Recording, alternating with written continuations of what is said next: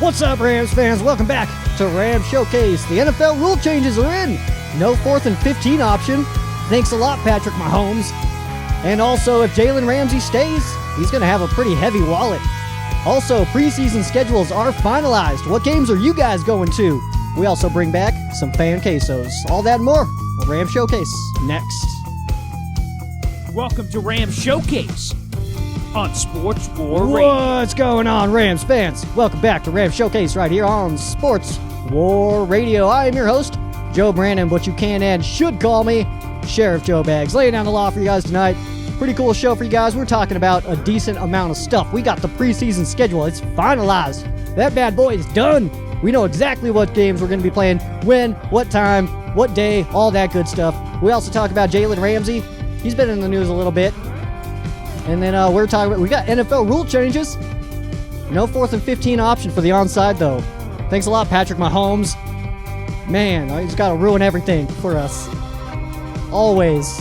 Well, except for that game that we played against him. He didn't ruin that. That was kind of cool. We also got some fan quesos coming back for you guys. I only pre-screened a couple of them, so you guys are going to get some fresh looks at those. So we got... I should probably read those always before I start recording, but you know what?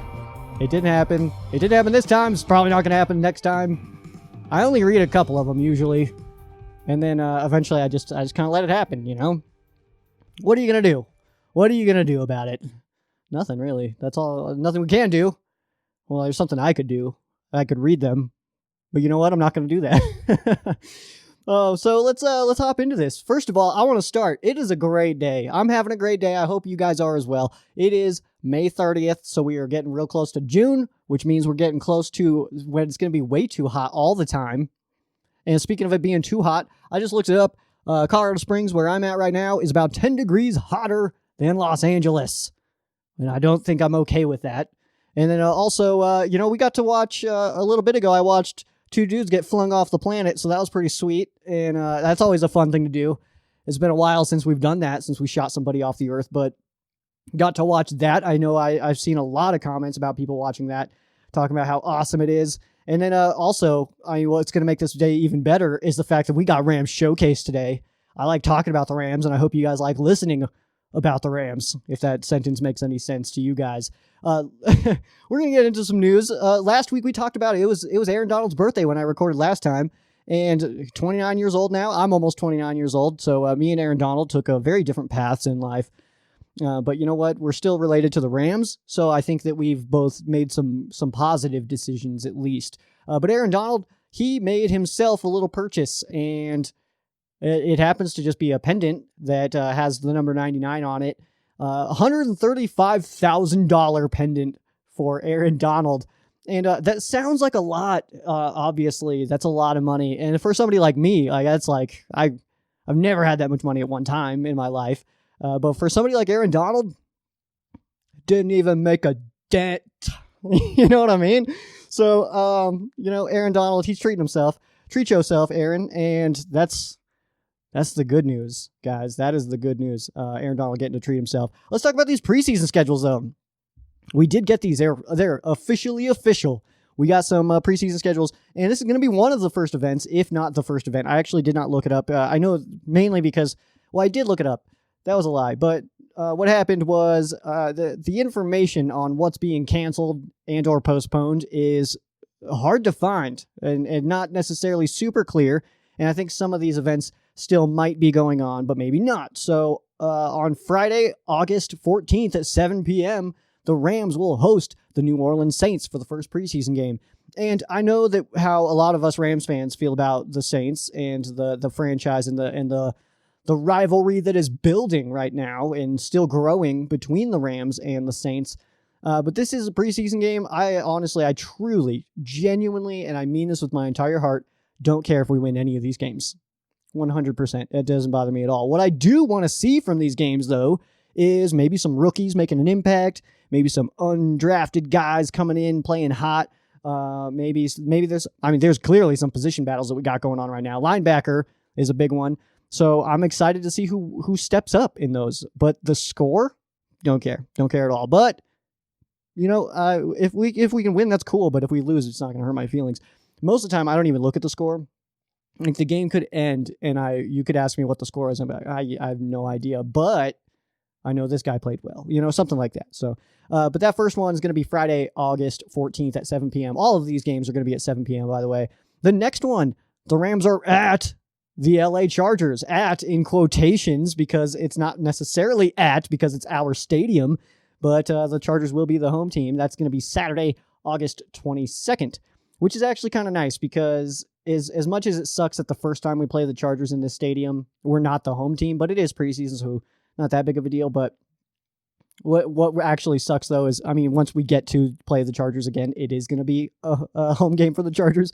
So ultimately, it's still a bag of bummers, no matter how you look at it. But this is actually kind of nice because it cuts out travel time. And considering the first part of our schedule, our regular season schedule, that's actually kind of dope. And then in the third week of the preseason, the Rams will take on the Denver Broncos, which will be nice for me because at least I'll get to watch that one on regular TV. I don't have to pay for anything special for that one. That's going to be on Saturday, August 29th at 7 p.m. again. And then, of course, at the Las Vegas Raiders on Thursday, September 3rd at 7 p.m. That is the only time that the Rams leave California or even LA for a game in the preseason, which is kind of nice. It's about an hour flight, so total, the Rams, if you guys are doing the math at home, the Rams will fly for about 2 hours. 2 hours of travel time, all preseason. Those numbers jump up a lot in the regular season, though, so, you got to take what you can get. But it's a little bit lame that the Rams do play a road game at SoFi, but added in with the just 2 hours of travel time, it's hard to complain about that.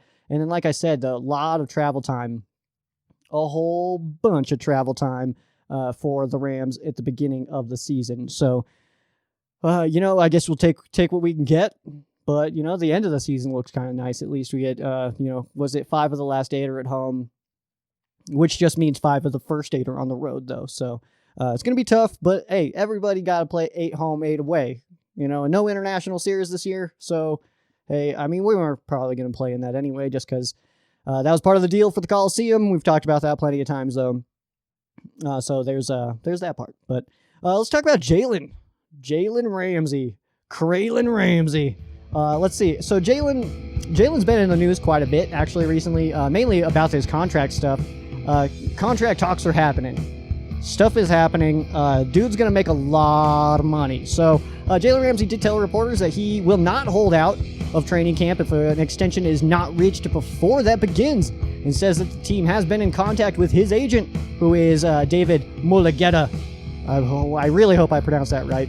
But he also said that his agent and the team, they're on the same page. They've been in contact. They're on the same page. So things are looking good on that, in that realm at least. But you know what? Ramsey, he's likely to draw a pretty big deal. His market value, according to SpotTrack right now, is at $16.7 million a year. $16.7 million a year is what the highest paid corner is averaging right now, and that is the Philadelphia Eagles' Darius Slay, who, let's be honest here, a lot of us were wanting on the Rams. Let's be real, a lot of us were wanting him, because a Slay and Ramsey combo, that would have been sick. That would have been, okay, too sick, I'll be honest. That's, unfair. Rams are already pretty stacked at corner, so, what are you going to do? So it is believed that Ramsey could draw closer, though, to about $18 million. There's some people talking $20 million range, which is kind of interesting. And you know what? I was actually writing some homework on Jalen Ramsey. I'm doing a homework assignment on Jalen Ramsey right now. And for that, I had to look up the Rams salary cap next year with only 67 people scheduled to be on the roster next year, which obviously isn't going to happen once preseason cuts come in, but they're looking at about $44 million.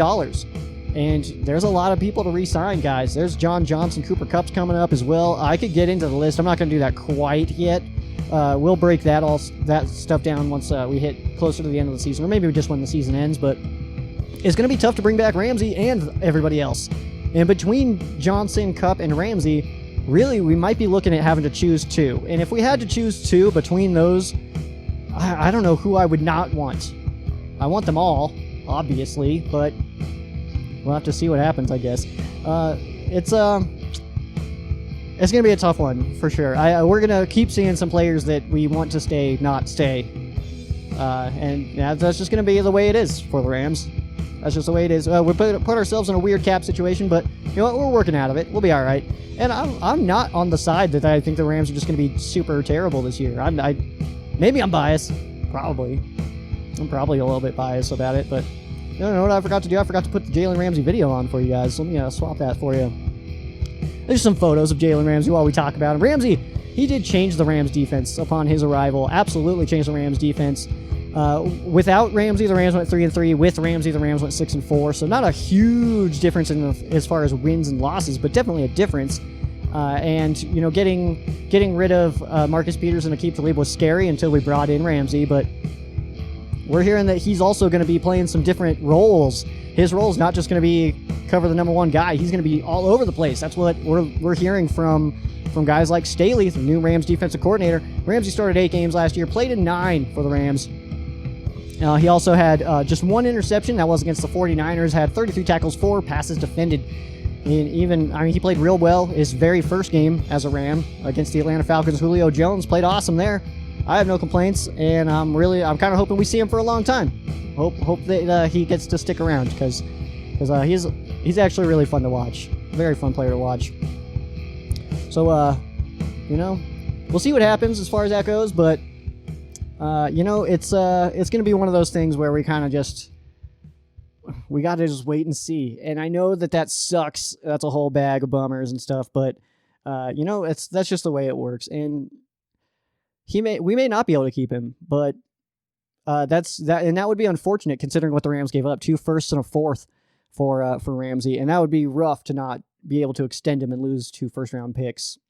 And like if the Rams could only have him for like a year and a half and lose 2 first-round picks, then we could have the discussion about was it worth it, and then I would probably say no unless he absolutely rips it up and the Rams win a Super Bowl or something. So, you know, it's just one of those situations we gotta just wait for it to unfold.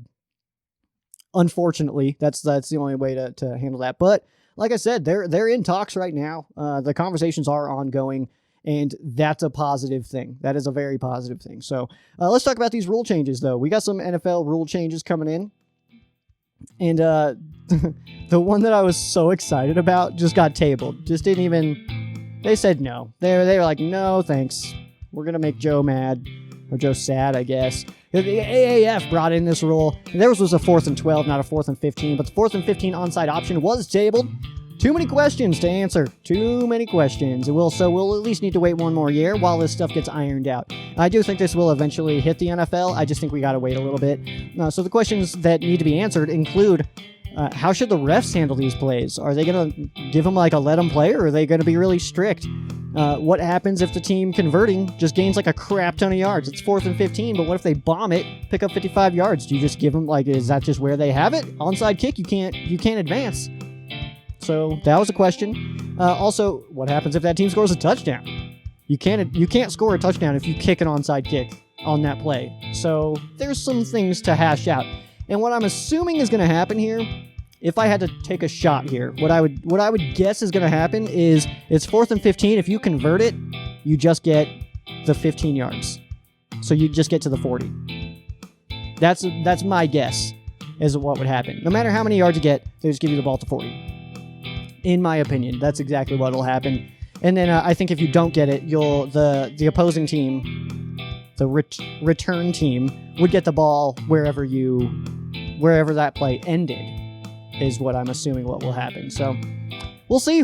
We'll see what happens. But yeah, that was kind of like, how is it going to work with defensive penalties resulting in an automatic first down? If there's going to be a defensive holding, is that a converted onside? There's a lot of questions. So of course that's not happening this year. I do expect that to happen though eventually. Rule 15, Section 2 amendment. Permanent expansion of the automatic replay reviews to include scoring plays and turnovers negated by penalties and successful or unsuccessful conversion attempts. So if you're going for 2, it can always be reviewed, basically, no matter what happens. And then, that's with the plays, the scoring plays or turnover plays negated by penalties can now be reviewed automatically as well. I kind of thought that was already in, to be completely honest. I thought that was part of it, but hey, it's changed. Hey, but it works out. We're good. Also, expanded defenseless defensive player. Expanded defenseless player protection. And this is kickoff or punt return. More likely punt returners, because you're not getting blasted as soon as you catch it on a kickoff. Like ever. I don't think that's ever happened. How high would you need to kick that ball, But there's more for punt returners. Who is in possession of the ball, who has not yet had time to avoid or ward off the impending contact of the opponent, is now protected under the defenseless player protection. I don't understand how this is defenseless. I don't understand how this person is defenseless, I guess. I guess in my opinion, for whatever my opinion's worth to you guys, isn't that what the fair catch is for? It's your job to defend yourself, right? I always kind of thought that was the case. I thought that's what the fair catch was for. And if you don't want to get blasted, call the fair catch. I don't understand. If you don't call the fair catch, that means you're okay with getting hit. Isn't that the deal? I'm very confused by this rule change. To be completely honest, I understand they're trying to make the game safer, but also we need to keep in mind it's a contact sport. Not only is it a contact sport, it is a violent sport. There's collisions. It happens. You're not going to take collisions out of football. If you take collisions out of football, what do we have? I have no idea. I mean, you can say flag football, but I don't know. I don't know if I'd consider it that, but that's, in my opinion, if you are on the football field during a play, holding a football, you're not defenseless. I mean, all that put together, I don't understand how a person could be defenseless. I'm not going to go too long into this and just keep repeating myself, but those are just my opinions. If you don't want to get blasted as a punt returner, you call the fair catch. If you don't think you have time to ward off a defender or avoid getting hit, why catch it then? Or why not call the fair catch? I don't know, guys. That's make football violent again. I saw that hat. Who was wearing that hat? It was Harrison Smith, I believe, of the Vikings, I believe, was wearing that hat. I want it real bad. Next rule, this one is it prevents a team from committing multiple dead ball fouls to keep the clock running. Thanks a lot, Bill Belichick. That's Bill's rule. That's the Bill rule. And then he also got mad that somebody did it to him. It was like, dude, nobody even knew about that till you did it. Rein it in, man. Rein it in. Also, just another bylaw coming in also is the increased number of players you can return from IR. Used to be 2, now it's 3. Well, it used to be 1, then it became 2, now it's 3. And I think 3 that should be the max. I don't think you should just be able to drop players on IR and then bring them back up all willy-nilly. I know you have to wait a certain amount of time and stuff, but I think 3 is more than enough. I was cool with 2. Myself, I was totally cool with 2. And it's just that competitive edge, I guess. So, just some rules coming in. In other news, that was all the rules. That's not actually a lot. Not a lot to get into as far as the rule changes go. But in other news, the Rams did announce after the schedule did get finalized, the Rams did come out and say that if you purchase your tickets through the Rams specifically or through Ticketmaster, you will be refunded within 30 days if the decision if they decide to cancel the game or if they decide to go on with the game without fans in the stands. So for anybody purchasing tickets right now, I'm still on the waiting train. It's still May. I've said that for like the last 4 shows, but it's still May. So I'm still on the waiting train. We'll see how the prices fluctuate here, but 30 days, you'll get your refund if you buy through the Rams or through Ticketmaster. I know that I'm sure there's somebody right now that's probably got some hockey tickets or something that through Ticketmaster who are still waiting for refunds. But you know what? That's kind of unrelated to this, actually. That's an NHL problem, unfortunately. So but the Rams working on that. I think it's going to be a mostly NFL thing that if you go through the team specifically or through Ticketmaster, you will get your refund within 30 days if they decide to cancel the game, which I don't think is going to happen to the NFL, or if they decide to go on without spectators, which very well could happen in the NFL. Or we'll see. because we're kind of making some pretty sick progress, and it's unfortunate, but with the way that the news is going right now, I'm not going to get into it, but with the way the news is going right now, nobody's really talking about Corona anymore. Corona's that's like a side note. Like, I think if you brought up Corona right now, people be like, that's like the least of our problems, which is a weird situation. The world is crazy right now, but we're still making it. We're making it through. I just wanted to mention this since the last time we spoke, because I did mention some different sports coming back, the return of different sports, and we got some more information on that. So I just wanted to give a small update on the NHL and NBA. Both announced loose plans to return, and both should honestly be back about late July on TV. They should be back. The NHL approved their 24 team playoff scenario, which is going to be sick. Go Avs. It's going to be awesome. And the NBA looking at getting back. Their target date is the 31st of July. Target date, not confirmed, not official. They aren't, 100% starting on that day specifically, but that is their target date, which means it will be right around there for sure. These sports are coming back. The only one that I'm not confident in coming back right now is the MLB, actually, which is interesting because they're the only ones that haven't started their season. So you would think that maybe the NBA or the NHL, I kind of felt like the chances of them just scrapping the season or just saying okay, whoever has the best records is a winner. I thought that was a stronger option originally than the MLB coming back.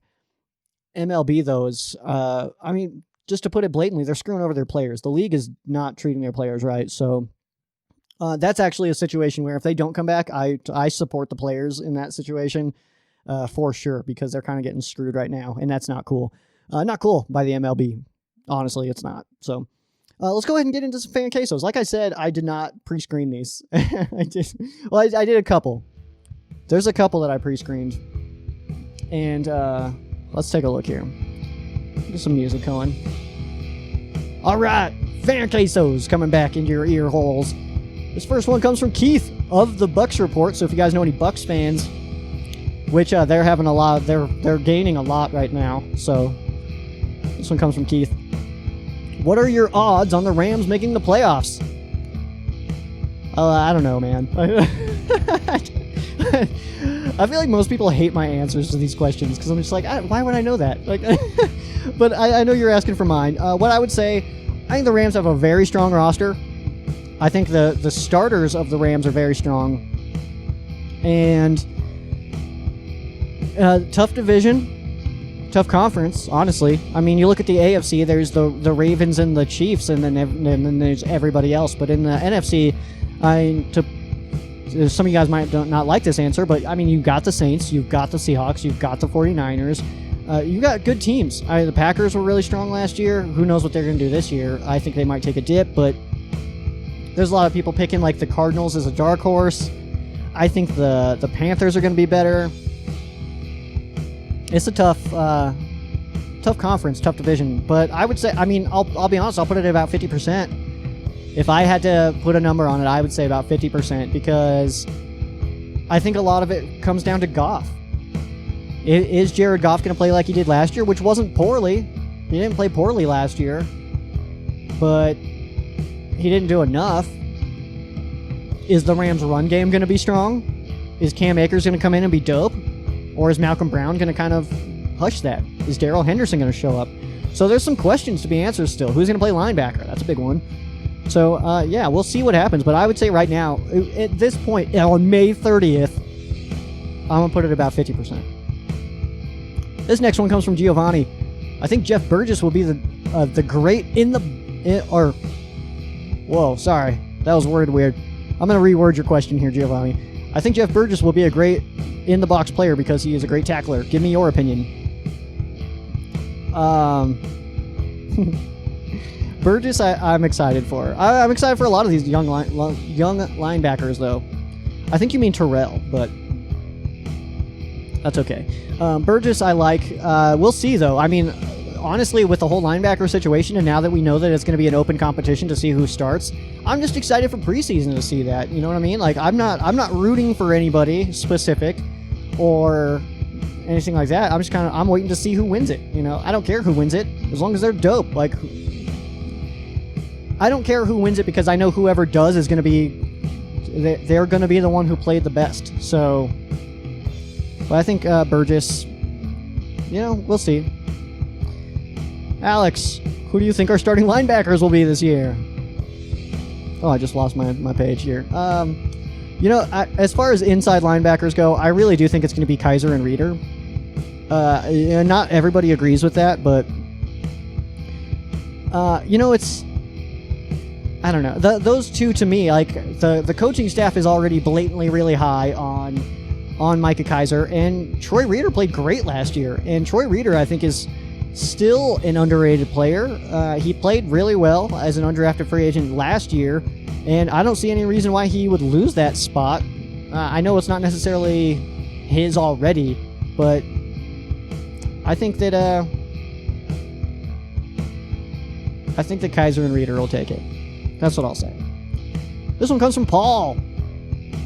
Paul, by the way, has the sickest piece of memorabilia now. Oh man, Paul won a raffle for. He's a Jets fan. He won a raffle for it was an old school helmet, and I think it's like a real like old school helmet, not just like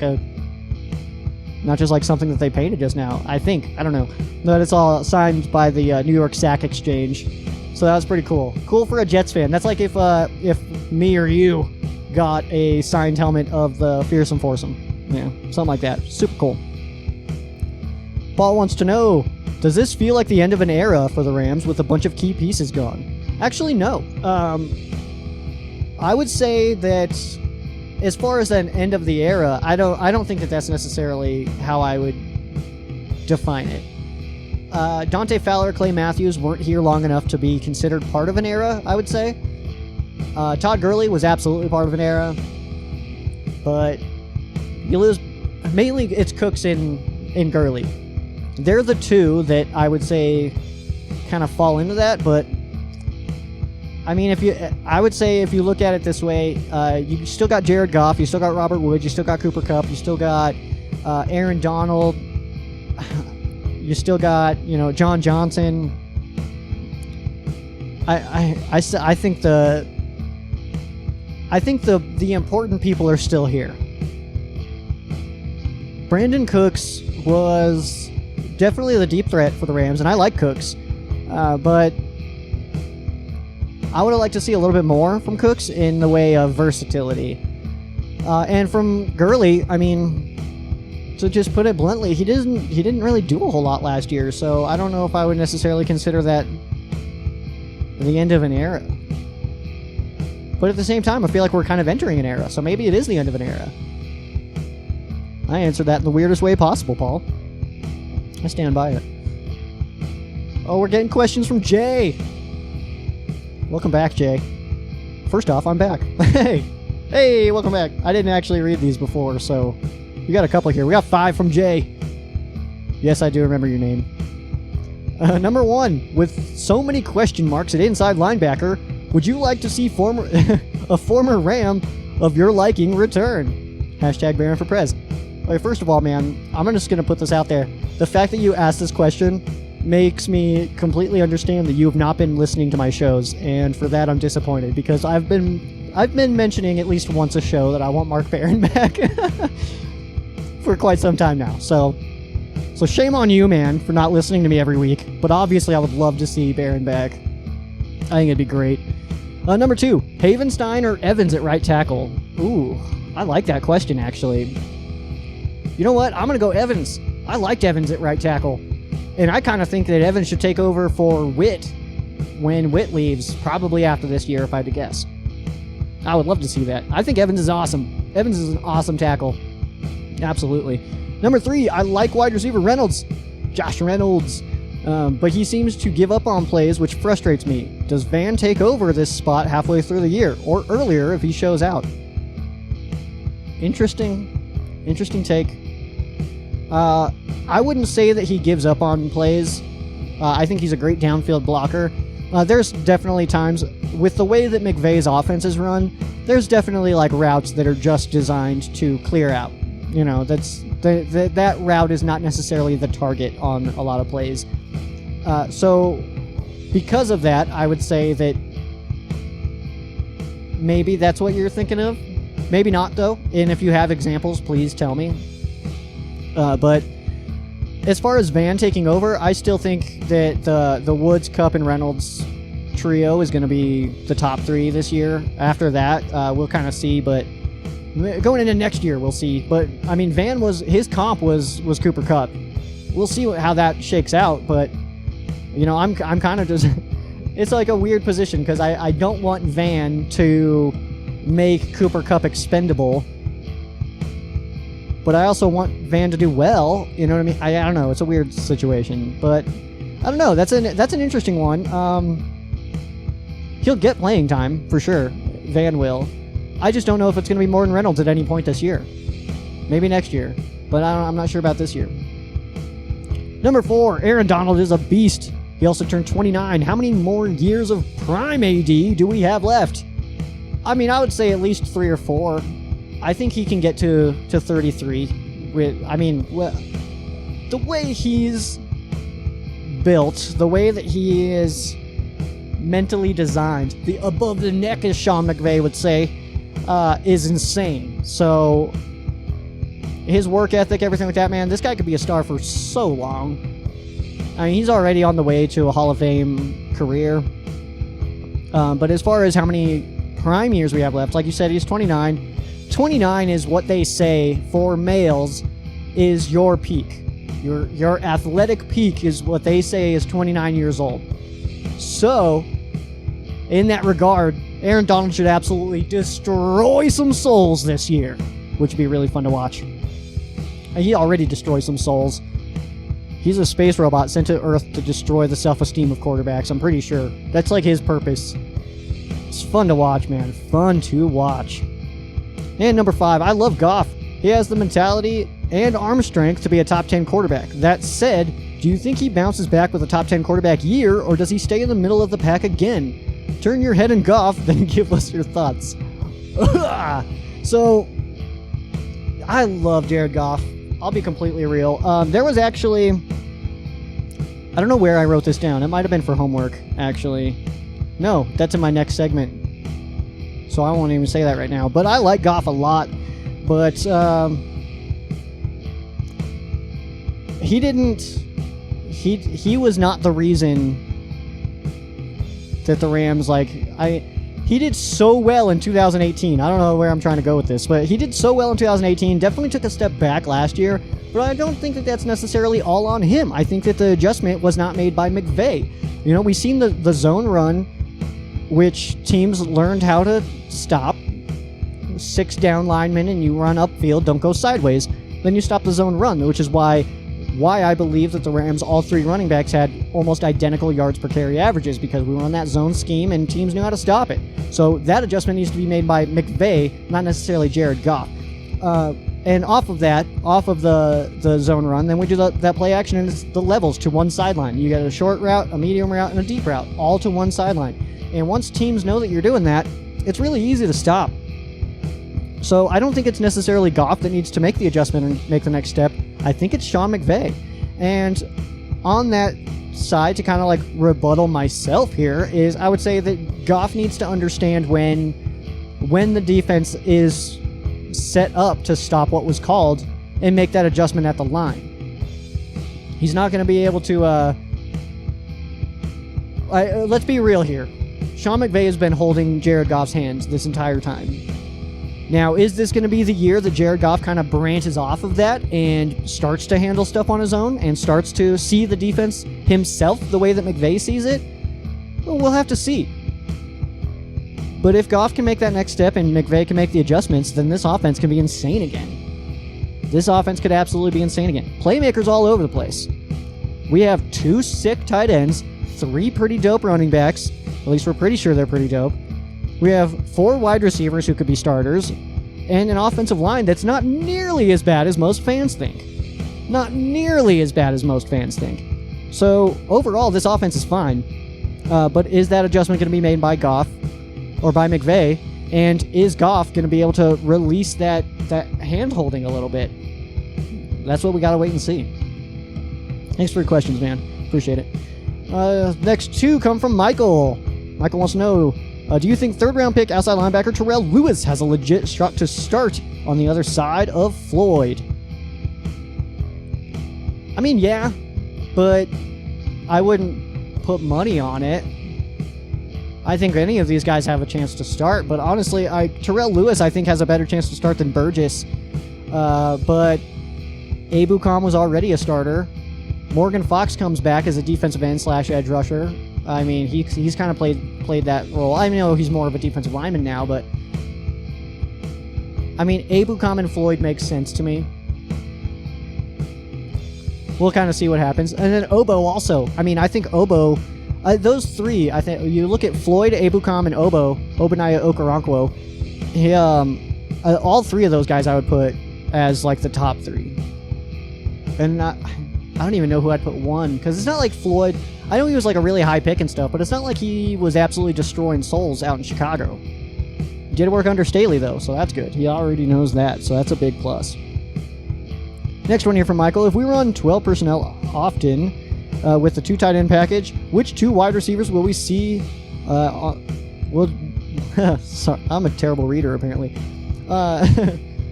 Which 2 tight end...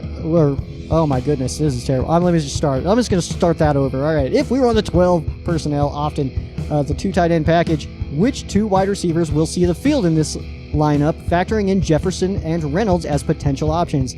Even factoring in Jefferson and Reynolds as potential options, if we're in 12, it's Woods and Kupp. They're our top 2 receivers, easy. And then it's Jefferson and Reynolds. Then it's Van and Josh. So it's Kupp and Woods are the top 2. Woods is our number 1 guy. Kupp is super dope. And then it's Reynolds and Jefferson behind them. So if I had to go between Jefferson and Reynolds, though, to kind of just supplement your question here and give you more of an answer, I still go with Reynolds, man. And it's not that I'm anti-Jefferson or anything like that. I'm just super pro Reynolds. Maybe I'm biased. I'm okay with it. Let's see here. Next one from Paul. Top 5 Rams jerseys to buy right now. Okay, so we got new jerseys. I'm waiting for mine to come in. I ordered 2 customs. Number 9, Sheriff Joe bags. I got the blue and the bone gray. So there's your top 2. Number 9, Sheriff Joe bags jerseys. Those are your number 2. 1 and 2. But more realistically, obviously, if you're a Rams fan and you don't have an Aaron Donald jersey, what are you doing with yourself? And I would say, I'll just go players. I'll go top 5 players because honestly, the jerseys are both really dope. I like them both. I like the blue and the bone gray. I'm a big fan of both of them. Honestly, I'm truly a fan of both of them. I think they're sick. I really do. I think our uniforms are dope. But I'll go players. So Aaron Donald's number 1 because dude's going to be a Hall of Famer. So if you can rock an Aaron Donald jersey while he's still here, you're doing something right. After that, you need that JG. 16. Get that Goff jersey, all right? It sucks that Goff is number 16 because of a 49er, but hey, he's making his own legacy right now as a Ram. Behind that, I'm going to go with Kupp, number 10, because you need to update those jerseys. You need to update those 18s. He's number 10 now. Mark Bulger's old number. The best number 10 of all time, Mark Bulger. And then, where am I at now? That's what, 3? Oh, Jalen Ramsey, obviously. You gotta have that Ramsey. And then Johnny Hecker. You need that number 6. Everybody needs that number 6 Johnny Hecker jersey. Come on now. Come on, Paul. Even you, Paul, the Jets fan, should have a Johnny Hecker jersey. Everybody should have a Johnny Hecker jersey. I'll be completely honest. I actually told my dad this the other day. Of all the NFL players I've ever met in my life, which isn't necessarily a lot, but easily the coolest one, Johnny Hecker. Easily the coolest one I met was Johnny Hecker. Number 2 might be John Johnson, actually. Chris Long was pretty cool, and then he went all social justice warrior after he went to Philly, and I didn't like that. So, last question here comes from Paul. What's your favorite Rams memorabilia item you own, and why? Very good question. Also, what's the worst Rams item you own? For example, a jersey of a draft bust, maybe. That's 2 great questions, Paul. two awesome questions, first of all. That's actually fun. I didn't know that you asked this question. I had mentioned your memorabilia. I'm assuming that helmet you got, Paul, is the dopest piece of memorabilia you have now. I saw it. I was blown away right away. I thought that was so cool, man. I super happy for you that you have that now. That's awesome. As far as my favorite piece, it might be this one. Wait, this is so hard to do. Okay, this one right here. For my listener audience, I'm sorry you can't see what I'm pointing at. And even the viewers, I don't know if you can really see that well. It's a signed Marcus Dupree picture. It's also got his card. This is so hard to do. I'd never be a weatherman, I'll tell you that much. I love that thing so much. I actually really want a Marcus Dupree jersey as well. Maybe I should order one. But Marcus Dupree, ever since I saw the documentary, The Best That Never Was, if you guys haven't seen it, please watch that. It is so sick. The Best That Never Was. Documentary about Marcus Dupree and just how dope he was. There was like 112 colleges that recruited him. He, of course, went to OU, played under Switzer. Switzer kind of ruined his life, because that's what Switzer does. And yeah, it just didn't work out. And it's unfortunate, you know. He was like the dopest running back ever, and never got to showcase that in the NFL. Really, did play for the Rams for a short time, but that's probably my favorite one. But honestly, if you guys have not, even non-Rams fans, Paul, even you, or Keith, if you guys are listening, check out The Best That Never Was. It's a documentary. I'm pretty sure you can watch it online for free, actually. I'm pretty sure ESPN offers it for free. Great documentary on Marcus Dupree. Also, what's the worst Rams item I own? I've got a lot of bad ones. I'll be completely real. I'll say the worst one, though, is my Michael Sam jersey. I got that one because the one that I wanted, I don't remember what it was. It was probably like Trey Mason or something.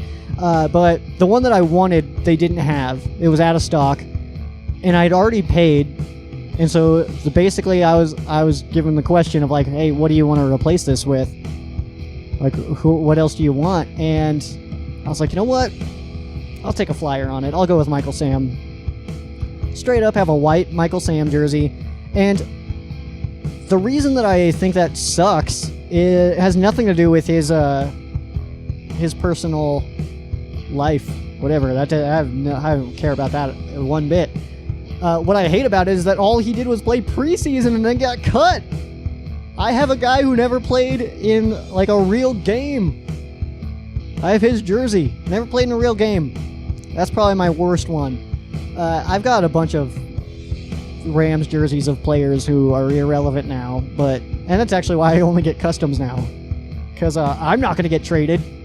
Could you imagine if like Kevin Demoff called me right now and was like, it's like, all right, man, we listened to Rams Showcase and we want you to cover the Broncos. That'd be terrible.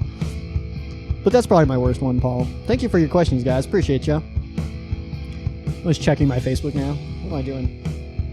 All right, last segment here. And this is just something for us to talk about. I wanted to do this because I just want to defend Jared a little bit here. Jared Goff. First of all, ESPN talked about Jared Goff. Well, they were talking about all quarterbacks in the NFL. Basically, what happened was ESPN put out a list ranking the team's commitment to their starting quarterback, and guess who was number one? The Rams, and Jared Goff was number one. They say that there is no other team in the NFL more committed to their starting quarterback than the LA Rams and Jared Goff. And I'll be completely honest with you guys, for good reason. Jared Goff is absolutely becoming one of the better Rams quarterbacks we've ever seen. You guys don't believe me? He's only been in the NFL for a little bit. He's only played in 54 games. He's already 6th all-time in Rams history. In passing yards, he's ahead of Bob Waterfield, Ferragamo, Pat Hayden. He is 7th all-time in touchdowns in Rams history. His interception percentage is just 2.2. He is the second highest QBR of all Rams quarterbacks, only behind Kurt Warner. Goff sitting at a 91.9, Warner at the 97.2. He is tied for 6th in game-winning drives with 7. There are 3 people at 8. That would be Jim Everett, Pat Hayden, and Norm Van Brocklin. Roman Gabriel at 11, and Mark Bulger at number 1 at 16. He's got 16 of them. I didn't even know Bulger won 16 games as a Ram. That's a lie, obviously. I knew he won that many games. Just because we won 6 in 3 years doesn't mean that he didn't win 16 at least. But my point on that is, in Goff, we trust, okay? Jared Goff is the quarterback of the LA Rams, and I saw, like, Chris Sims, he did the redraft, the 2016 draft redraft, and gave the Rams Wentz. First of all, has Wentz finished a season? Jared Goff has finished all of his seasons. He didn't start right away in his rookie season, but he started that game. His first start was against Miami at the Coliseum. Didn't go well. He lost his first 7 games. But then after that, things were pretty dope. All right? Then followed that up with 10-6.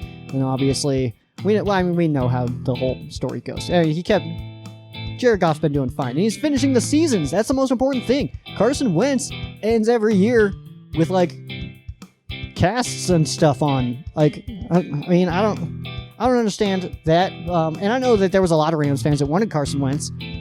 And Carson Wentz is immensely talented, but he doesn't finish the season. I would rather have a guy who's a little bit less talented who plays in all of the games than a guy who is talked about as an extremely athletic person who can throw a ball really, really hard, but doesn't finish the season. I talked about this, actually, that I was glad that the Rams get the Philadelphia Eagles in week 2 because we actually get to see Carson Wentz and Jared Goff play against each other. Because Carson Wentz is going to be hurt till like week 10. So we'll get to see him at least. Also, I wrote this down on my homework page, actually. I should probably not do that again. They'll understand. I'm in sports. I'm in school for sports stuff. They'll get it. Jared Goff last year in the red zone for the 2019 season. In the red zone, 18 touchdowns, 0 interceptions. Jared Goff is the man. I don't even care what anybody says. I'm a Goff fan. I wanted Goff right away. I actually have this Snapchat. I won't share it because I cursed too much. I was drinking. I kind of chronicled the whole 2016 draft day via Snapchat. And I had a few too many adult pops, and the language got a little aggressive. What can you do? That was a while ago. That was 4 years ago. And it was on my Snapchat. It wasn't on the show, so it's fine. But yeah, Jared Goff. In Goff, we trust. I hope you guys feel the same way, because I think Goff is awesome. Gossam? I don't know. I tried. All right, that's going to do it for me, everybody. I appreciate y'all hanging out with me. Listen to me talk about the Rams.